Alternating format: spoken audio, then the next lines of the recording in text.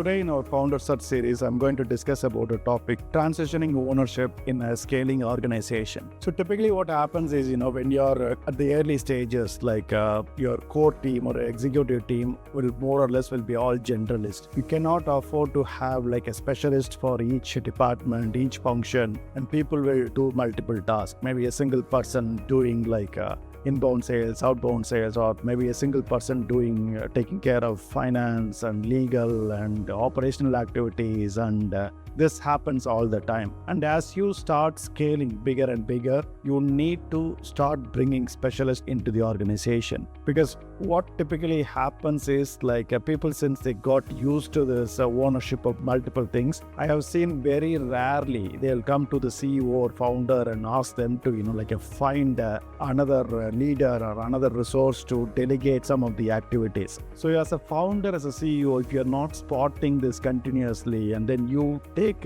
explicit actions towards dissecting and then splitting the responsibilities, there are many problems you'll start seeing. The first thing, the person is overloaded with way above their capacity, and they'll be working 13-14 hours a day, which is not going to be helped in the long run. Context switching between tasks is not an easy thing. Everything takes time, and then moving from one to another, there will be some unknown challenges you probably won't even notice. And I keep telling people there is nothing called a 5 minutes or 10-minute task. Everything you touch takes significant time and effort. So you need to be cautious about that. So as a founder CEO, it's very important to keep tab of your people and then what they are doing, and have some function reached a saturation point where it required like a dedicated team or a person to function it correctly. If you don't do these things regularly, it's going to show up at 6-8 months down the line. That point, that the person will be sometimes maybe completely broken,